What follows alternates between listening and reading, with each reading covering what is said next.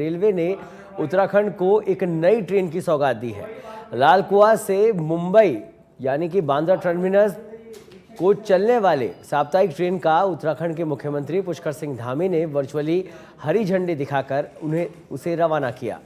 सोमवार को ट्रेन का उद्घाटन के दौरान लाल कुआं रेलवे स्टेशन पर एक भव्य कार्यक्रम आयोजित किया गया, जहां पूर्व केंद्रीय मंत्री व नैनीताल सांसद अजय भट्ट और लाल कुआं विधायक मोहन बिष्ट ने ट्रेन को हरी झंडी दिखाकर रवाना किया। इस मौके पर सांसद अजय भट्ट ने बताया कि कुमाऊं वासियों के लिए नई ट्रेन की सौगात प्रधानमंत्री नरेंद्र मोदी व केंद्रीय रेल मंत्री अश्विनी वैष्णव से मिली है। कुमाऊं मंडल से मुंबई के लिए एक और नई ट्रेन सेवा संचालित हो चुकी है। उन्होंने कहा कि इस ट्रेन से न सिर्फ बाहरी राज्यों के उत्तराखंड में पर्यटक आएंगे, बल्कि उत्तराखंड के पर्वतीय क्षेत्र के लोगों को लंबी दूरी की ट्रेन मिली है। इस ट्रेन से मुंबई और गुजरात में रहने वाले प्रवासी उत्तराखंडियों को भी फायदा मिलेगा। ट्रेन के संचालन से कुमाऊं मंडल का सीधा संपर्क मायानगरी मुंबई से जुड़ जाएगा, जिससे उत्तराखंड में पर्यटन के साथ साथ फिल्म के क्षेत्र में भी अपार संभावनाएं बढ़ेगी। जब हमारे नीम करोली बाबा के आशीर्वाद से आज लाल कुआं से बांद्रा ट्रेन का संचालन का जो स्वप्न था, हम लोगों की बहुत लंबे समय से जो मांग थी, वो मांग पूरी हुई है। इस अवसर पर मैं आप सभी को बहुत बधाई देता हूं, बहुत शुभकामनाएं देता हूं। साथ ही इस रेल के संचालन के लिए, जिसके कारण से हमारे मुंबई से उत्तराखंड आने वाले, कुमाऊं क्षेत्र में आने वाले, हल्द्वानी, अल्मोड़ा, पिथौरागढ़ आसपास के क्षेत्रों में बहुत सारे लोग जो यहाँ से, जिनका घर है, यहाँ आना जाना होता है, उनके लिए भी बहुत सुविधा हुई है। मैं इसके लिए आदरणीय प्रधानमंत्री जी का और आदरणीय रेल मंत्री जी का मुंबई के लिए शुरुआत हुई है। एक हमारी रामनगर से चलती है बृहस्पतिवार को, शुक्रवार को हमारी दूसरी ट्रेन काठगोदाम से, हल्द्वानी से, और तीसरी ट्रेन आज सोमवार को चलेगी। यानी कि बृहस्पति, शुक्र और शनिवार, नहीं, बृहस्पति, शुक्र और सोमवार, 3 दिन लगातार लोग जा सकते हैं। आवत जावत इसी तरह से वहां से आएंगे 3 दिन, तो यानी कि हफ्ते भर। पुलिस स्मृति दिवस के मौके पर देहरादून की पुलिस लाइन में आयोजित एक कार्यक्रम में बतौर मुख्य अतिथि पहुंचे मुख्यमंत्री पुष्कर सिंह धामी ने उत्तराखंड के शहीद पुलिसकर्मियों को श्रद्धांजलि दी और शहीद पुलिसकर्मियों के परिजनों को सम्मानित भी किया।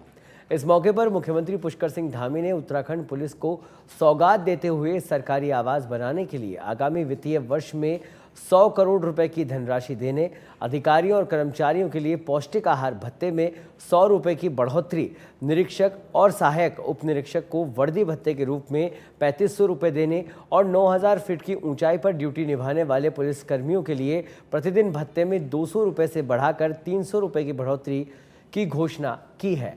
आपको बता दें कि जिसके लिए राज्य के कार्यवाहक डीजीपी अभिनव कुमार ने मुख्यमंत्री पुष्कर सिंह धामी का आभार जताया। देखिए, हमारे पुलिस के जवान बहुत ही विषम परिस्थितियों में काम करते हैं, इसलिए निश्चित रूप से उनके आवास की व्यवस्था अच्छी होनी चाहिए। इसलिए मैंने इस वर्ष के, इस वित्तीय वर्ष में 100 करोड़ रुपए की धनराशि का प्रावधान किया है, जिससे कि उनके आवासों का निर्माण हो सके, अच्छे आवास उनको मिल सके। इसके साथ ही पौष्टिक आहार के लिए भी जो अभी तक मिलता था, उसमें 100 रुपये की वृद्धि करने का भी, क्योंकि काफ़ी कठिन परिस्थितियों में काम होता है, तो अच्छा पौष्टिक आहार भी उनको मिलना चाहिए। और साथ ही 3500 रुपये की जो निरीक्षकों की और सहायक उप निरीक्षकों की वर्दी भत्ता भी जो है हमने बढ़ाने का प्रावधान आगे के समय के लिए। राज्य का गठन हुए भी लगभग 24 वर्ष हो गए हैं और इन 24 वर्षों में हमारे 70 से भी अधिक साथियों ने अपने प्राणों की आहुति दी है। और आज पहली बार आप मेरे पीछे देख रहे हैं, हमने एक गैलरी के रूप में उनको भी अपने श्रद्धा सुमन अर्पित किए हैं। तो आज का दिन सबसे पहले तो मेरे सभी वर्दीधारी साथियों के बलिदान, उनके साहस और उनकी केदारनाथ चुनाव से ठीक पहले कांग्रेस के अंदर की गुटबाजी की खबरें अब फिर से सामने आने लगी है। केदारनाथ विधानसभा के उपचुनाव के लिए कांग्रेस ने पर्यवेक्षकों की टीम बनाई थी, जिस टीम में उन्होंने पहले 2 सदस्यों को जगह दी। इसका विरोध प्रीतम सिंह कांग्रेस के वरिष्ठ विधायक ने किया, तो उन्होंने फिर उसमें 2 और लोगों के नाम जोड़ दिए। वहीं जैसे ही ये खबर सामने आई तो एक बार फिर से यही माहौल बन गया है कि कांग्रेस के अंदर की गुटबाजी खुलकर चल रही है। दूसरी तरफ भाजपा के वरिष्ठ विधायक विनोद चमोली ने कहा कि कांग्रेस के अंदर की गुटबाजी कभी खत्म नहीं हो सकती है। गुटबाजी की कोई आज नई बात नहीं है। कांग्रेस में हमेशा ही गुटबाजी रही है और गुटबाजी का परिणाम था कि 2016 में कांग्रेस टूटी। गुटबाजी का परिणाम था कि अभी जब केदारनाथ यात्रा चले तो उनमें आपस में सड़फड़ोल हुई। गुटबाजी का परिणाम था कि करण मेहरा जी ने जो नियुक्तियां की थी वो नियुक्तियां रद्द हुई। गुटबाजी का ही परिणाम है कि जो वहाँ पर पर्यवेक्षक नियुक्त किए गए थे, बड़ा अखबारों में हेडिंग आई कि सब युवाओं को पर्यवेक्षक नियुक्त किया गया, उनको हटाकर दूसरे पर्यवेक्षक बनाए गए। और ये गुटबाजी का ही नतीजा है कि प्रदेश अध्यक्ष कहते हैं कि मेरी जानकारी के बगैर ही यहाँ पर नियुक्तियाँ कर दी गई हैं। ये शायद पहली पार्टी होगी जिसमें प्रदेश में कुछ भी तय हो जाता है, प्रदेश अध्यक्ष को मालूम नहीं होता है। तो मैं समझता हूँ कि कांग्रेस सीएम पुष्कर सिंह धामी के निर्देशन में उत्तराखंड में गड्ढे मुक्त सड़क पर अभियान चलाया गया है।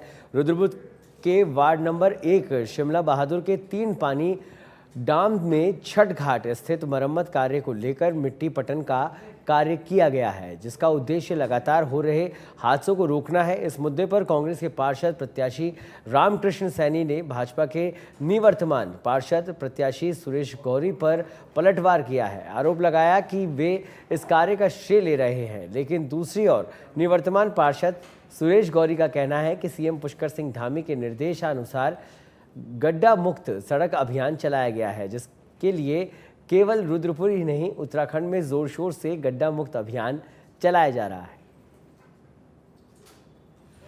लगातार काम मुख्यमंत्री जो आदेश दिया है उस पे पीडब्ल्यूडी, नगर निगम और हमारे विधायक जी ने भी सख्त निर्देश दिए हैं कि जो भी गड्ढा मुक्त सड़क है उसे, जहां जिस रोड में गड्ढे हैं उसे गड्ढा मुक्त किया जाए और जहां भी गड्ढे हो रहे हैं उन्हें भरा जाए। आपने देखा होगा कि फुलसुंगा में भी कल 3 पानी डाम पे एक ट्रॉली मिट्टी गिरी, एक डंपर मिट्टी गिरी और आज और गिरेगी मिट्टी। पिचिंग का काम भी होगा। पूरी फुलसुंगा वाली रोड, फुलसुंगा से फुलसुंगी तक और 3 पानी से दक्ष तक जो रोडें हैं सब गड्ढा मुक्त हो। जैसे कि हमने भाग दौड़ करके पिछले 4 तारीख को हमने ज्ञापन दिया था वहां पर पीडब्ल्यूडी में कि 3 पानी डाम की पुलिया के बराबर में रोड काफी क्षतिग्रस्त है, जिससे आवागमन बाधित हो रहा था, लोगों को आने जाने में दिक्कत हो रही थी। और वहीं पे जो है पूर्वांचल समाज का छठ घाट है, तो उसको लेकर के हमने एप्लीकेशन दिया था कि आप इसको जल्द से जल्द इसको करवाइए, नहीं तो पूर्वांचल समाज के लोगों का कोप का भाजन बनना पड़ेगा कहीं ना कहीं। एसएसपी निर्देशन पर उधम सिंह नगर पुलिस द्वारा थाना पुलभट्टा क्षेत्र में 1 किलो 58 ग्राम स्मैक के साथ 3 शातिर नशा तस्करों को गिरफ्तार किया गया है। आपको बता दें कि अंतर्राष्ट्रीय बाजार में बरामद स्मैक की कीमत लगभग 3 करोड़ रुपए से भी अधिक की बताई जा रही है। उत्तराखंड सीएम द्वारा वर्ष 2025 तक उत्तराखंड को नशा मुक्त बनाए जाने हेतु चलाए जा रहे अभियान के चलते पुलिस अधीक्षक श्री मणिकांत मिश्रा के निर्देशन में नशे की प्रवृत्ति पर अंकुश लगाने एवं नशा तस्करी की रोकथाम के लिए नशा तस्करों के विरुद्ध लगातार अभियान चलाकर उनके विरुद्ध कड़ी से कड़ी कार्रवाई की जा रही है। ये पुलभट्टा एसओ और उनके चौकी इंचार्ज पंकज और उनकी टीम के द्वारा 1 किलोग्राम स्मैक कल पकड़ी गई, जिसमें 3 लोग गिरफ्तार किए गए। उनके द्वारा पहले भी ये स्मैक के तस्करी का काम उधम सिंह नगर में किया। हरिद्वार की रुड़की में एक कार पर कुछ बाइक सवार बदमाशों ने ताबड़तोड़ फायरिंग कर दी। तभी कार सवार युवक अपनी जान बचाने के लिए कार को सड़क किनारे छोड़कर एक बस्ती में जाकर छुप गए। फायरिंग की घटना के बाद बाइक सवार बदमाश मौके से फरार हो गए, लेकिन इस ताबड़तोड़ फायरिंग में एक राहगीर की गोली लग गई, जिससे घायल को तुरंत अस्पताल में भर्ती करवाया गया। फायरिंग में राहगीर युवक के पैर में गोली लगी है। आपको बता दें कि हालत को गंभीर देखते हुए अस्पताल के चिकित्सकों ने उसे हायर सेंटर के लिए रेफर किया है। फिलहाल पुलिस मामले की जांच पड़ताल कर रही है, साथ ही बदमाशों की तलाश भी जारी है। जिसको चोट लग गई थी मेरे भाई को, तो इसका प्लास्टर कटवाना है। तो वहाँ गोली चल रही थी, तो गोली बीच में बैठा था, उसको गोली लग गई। लंडोरा का रहने वाला है। नगला मूर्ति में सुना है कि गोली लगी है। टिहरी जनपद की पुलिस ने अवैध मादक पदार्थों की तस्करी पर रोकथाम के लिए अभियान चलाया हुआ है। टिहरी जनपद CIU की टीम और पुलिस टीम ने कार्रवाई करते हुए 2 तस्करों को गिरफ्तार किया। थाना पुलिस मुनिकिरेती ने 12.02 ग्राम स्मैक के साथ एक तस्कर को गिरफ्तार किया है, तो वहीं थाना कैंपटी की पुलिस ने यमुना पुल के समीप 250 ग्राम अवैध चरस के साथ एक और तस्कर को गिरफ्तार किया। पुलिस ने दोनों तस्करों के खिलाफ NDPS एक्ट के तहत मामला दर्ज कर अभियुक्तों को न्यायालय में पेश कर जेल भेज दिया है। वरिष्ठ पुलिस अधीक्षक आयुष अग्रवाल ने कहा कि पकड़ी गई स्मैक और चरस की कीमत करीब 5 लाख रुपए आंकी गई है। ड्रग्स फ्री देवभूमि अभियान चलाया जा रहा है, जिसमें कि टिहरी पुलिस के द्वारा भी लगातार जो ड्रग्स तस्कर हैं उनके विरुद्ध कार्रवाई की जा रही है। और इसी क्रम में 2 बड़ी सफलताएं हमारी टीम को हासिल हुई हैं। इसमें CIU और कैंपटी पुलिस के द्वारा संयुक्त रूप से इसमें कार्रवाई करते हुए एक ड्रग्स तस्कर को पकड़ा है कैंपटी एरिया से, जिसके पास से 250 ग्राम चरस बरामद की गई है। और साथ ही एक अन्य ड्रग्स तस्कर को मुनिकिरेती एरिया से पकड़ा है, जिसके कब्जे से 12 ग्राम स्मैक बरामद की गई है। इन दोनों अभियुक्तों से के खिलाफ मुकदमा दर्ज कर लिया गया है। इनसे पूछताछ की जा रही है कि कहां से लेकर आ रहे थे। दुर्गा पूजा महोत्सव के दौरान पुलिस और लोगों में हुई कहासुनी के मामले को लेकर कांग्रेसी नेता किशोर हलदार के नेतृत्व में तमाम युवकों ने थाने के सामने धरना प्रदर्शन कर दर्ज मुकदमे वापस लेने की मांग की। इस दौरान थाना अध्यक्ष द्वारा प्रदर्शन कर रहे युवकों को समझाने का प्रयास किया गया। आपको बता दें कि दुर्गा पूजा महोत्सव के दौरान 12 अक्टूबर को नगर के मुख्य चौराहे पर वाहन चेकिंग के दौरान पुलिस और लोगों के मध्य जमकर नोकझोंक हो गई थी। इस दौरान एक बच्ची और थाने में तैनात दरोगा चोटिल हो गए थे। बाद में दरोगा की तहरीर पर थाना पुलिस ने एक वकील सहित 4 लोगों के खिलाफ विभिन्न धाराओं में मुकदमा दर्ज करवाया था। इसी मामले में रविवार सायं कांग्रेसी नेता किशोर हलदार के नेतृत्व में दर्जनों युवकों ने थाना अध्यक्ष को निलंबित करने व दर्ज मुकदमे वापस लेने की मांग करते हुए धरना प्रदर्शन किया। इस दौरान लोगों ने पुलिस के खिलाफ जमकर नारेबाजी की। बाद में मौके पर पहुंचे थाना अध्यक्ष नंदन सिंह रावत ने युवकों को समझाने का प्रयास किया, लेकिन लोग मांग पर डटे रहे। दशहरे की रात को 10:30 बजे जो चेकिंग की घटना हुई और उसके बाद जो बवाल हुआ, उसमें कई लोग चोटिल भी हुए, कई गाड़ियां सीज भी हुई है। और दशहरे का एक माहौल जो पूरे साल भर लोग इंतजार करने के बाद उसका उत्सव के रूप में मनाते हैं, तो 3 लोगों का जो चालान काटा गया है, तो उसको लेकर बहुत ज्यादा आक्रोश है। आज जो युवा साथी हैं, उन्होंने थाना अध्यक्ष ने जो रात को 10 बजे जो चालान किया, उसको लेकर बहुत ज्यादा आक्रोश है। और वो थाना अध्यक्ष के बर्खास्ती को लेकर और उस दिन जो 3 लोगों पर जो झूठे मुकदमे हैं उसको वापस को लेकर और जो चालान की कार्रवाई है। उत्तराखंड शासन को लाभांश के रूप में 11 करोड़ की धनराशि का पिटकुल की ओर से चेक प्रदान किया गया। यहां मुख्यमंत्री पुष्कर सिंह धामी को मुख्यमंत्री कैंप कार्यालय में 11 करोड़ का लाभांश का चेक प्रबंधन निदेशक पिटकुल PC ध्यानी ने सौंपा। इस दौरान CM धामी ने कहा कि उत्तराखंड को ऊर्जा प्रदेश बनाने के लिए विद्युत निगमों को पूरी सक्रियता से सहयोगी बनना होगा। राज्य स्थापना की मूल संकल्पना में उत्तराखंड को ऊर्जा प्रदेश बनाना था। साथ ही उन्होंने कहा कि ऊर्जा और वैकल्पिक ऊर्जा के क्षेत्र में राज्य सरकार द्वारा लगातार कार्य किए जा रहे हैं।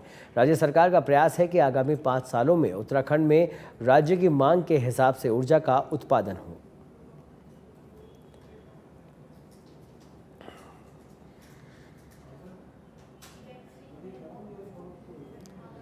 कैबिनेट मंत्री गणेश जोशी ने देहरादून के दून विहार यार्ड में राज्य सेक्टर कार्यक्रम के अंतर्गत स्वीकृत दून विहार वितरण प्रणाली पेयजल योजना के निर्माण कार्य का विधिवत उद्घाटन किया। ये योजना 430.20 लाख की लागत से बनेगी।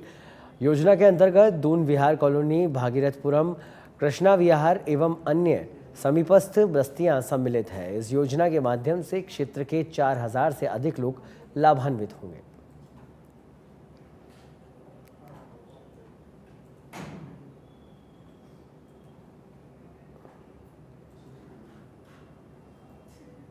हरिद्वार में जिला आपदा प्रबंधन विभाग सर्दियों की तैयारी में जुट गया है। आपदा प्रबंधन बोर्ड की बैठक में डीएम ने अधिकारियों को रैन बसेरे दुरुस्त करने और अलाव कंबल की पर्याप्त व्यवस्था करने के निर्देश दिए हैं।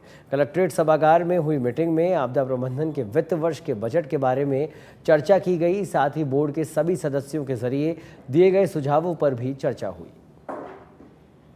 सभी लोग बैठक में आए तो जो भी आपदा में हमारे पास धनराशि आती है विभिन्न मदों में, उन सबका ब्यौरा रखा जाता है मीटिंग में और सबके संज्ञान में लाया जाता है कि इस वर्ष में क्या क्या काम प्रस्तावित हैं, क्या क्या काम किए गए हैं और क्या क्या काम होने हैं, और उन लोगों की प्राथमिकताएं मांगी जाती हैं, सुझाव मांगे जाते हैं। तो माननीय जनप्रतिनिधिगण के द्वारा बहुत सारे सुझाव दिए गए हैं और निश्चित तौर पर उस सुझाव के अनुरूप हम लोग काम करेंगे। बाकी जो आने वाला जाड़ा है, जाड़े से पहले जो तैयारियाँ करनी होती हैं, फॉर एग्जाम्पल रैन बसेरे का है, कंबल का है, अलाव का है, वो सब व्यवस्थाएं समय से दुरुस्त हो जाए, उसके बारे में सभी अधिकारियों को निर्देश दिए गए हैं। तो ये आपदा से संबंधित जो भी हरिद्वार में पुलिस की क्राइम मीटिंग में एसएसपी ने लंबित पड़ी हुई शिकायतों पर नाराजगी जताते हुए थाना प्रभारियों की जमकर क्लास लगाई।